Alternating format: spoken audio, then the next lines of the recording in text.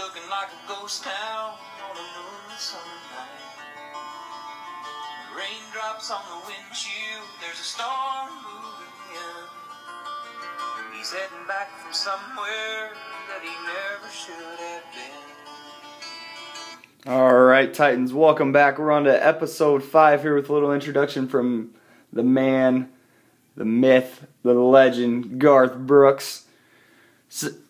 Episode 5 will be over section 12.5 here for us. We're looking at section 12.5. We're looking at the probability of independent and dependent events. So lots of probability in this chapter. What are independent and dependent events will be our number one goal here. And then goal number 2 is to find the probability of these types of events.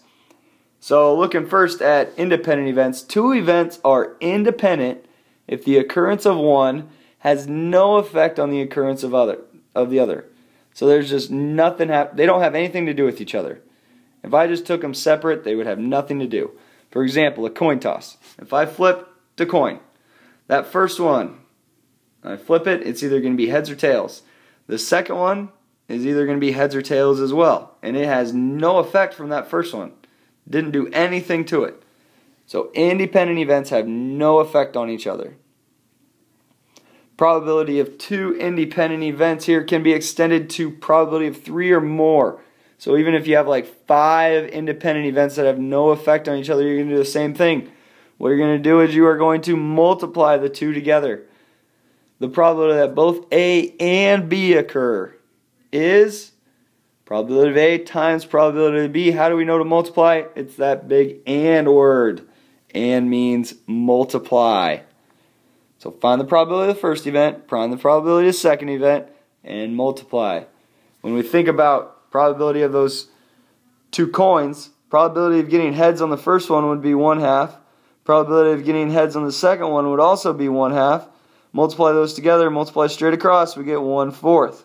So the probability of getting 2 heads would be 1/4. Now let's look at another example of 2 independent events. We're actually going to look at something right off our book here. You spin a wheel like the one on page 730. So if you want to pause here, get your book out, look at page 730. We're looking at a wheel that's kind of like the Wheel of Fortune. And we want to know what the probability is if I get more than $500 on my first spin and then go bankrupt on the second spin. So first spin, I want to get more than 500. Second one, I don't really want to, but we're wondering what would be the probability of me getting bankrupt on the second one. So I want to know what's the overall probability of me getting both. These turn out to be independent events. They are independent events because they have no effect. That first time I spin it has no effect on the second time I spin it. So the probability of me getting more than 500, I'm just going to count up all the ones that are more than 500. And it turns out there's 8 of them. So that first one's going to be 8 out of 24. Second one, I'm going to count up the bankrupt ones, which is 2. And that's 2 out of 24. So I end up taking 8 out of 24 times 2 out of 24. And if I simplified those, it'd be like 1/3 times 1/12. And 1/3 times 1/12 is 1/36. 1/36. Or 0.028, which is only about 2.8%. So I got a 2.8% chance of getting first more than 500 and second bankrupt. So you got to look at both of those together. So not very good odds there. Not very good at all. Now we'll move on to dependent events. And dependent events, basically, they're dependent if the occurrence of one affects the occurrence of the other. So if that first one has an effect on my second one. I mean, if I think about if I'm dependent, I'm dependent on my parents. They're going to help me out. Well, that second event I'm doing is getting helped out by the first one or affected by the first one. The probability that B will occur given that A has occurred is called the conditional probability. Call that the conditional probability of B given A. And we write that probability of B given A, basically that line right there means given. That line right there means given. So How do I find those? I do the same thing. I multiply. I find the probability of A and times that find the probability of B given A. Probability of B given A, and you probably write that more with a straight up and down line. A little typo there. Sorry about that. Just multiply them again. So let's look at two different types of events here and see what we think. So I randomly select two cards from a standard 52 card deck.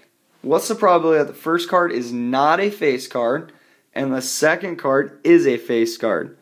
So I reach in there and I want to know the probability the first one I pull is not a face card and the second one I pull out is a face card. Well, it's all going to depend on one thing. And that one thing is if I put that card back in or if I keep it. So we'll say on part A I replace the first card or I put it back in there and then I draw the second one. And part B I don't replace it, I just keep that one out. I'm keeping it out when I pull out the second card. So try to think to yourself right now, which one's dependent and which one's independent?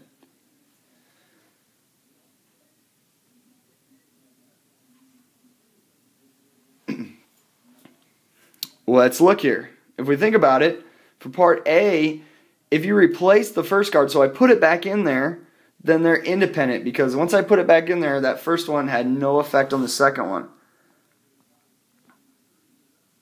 So the probability of first getting not a face card is going to be 40 out of 52.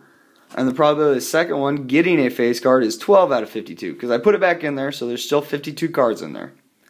And I simplify that down to 30 out of 169.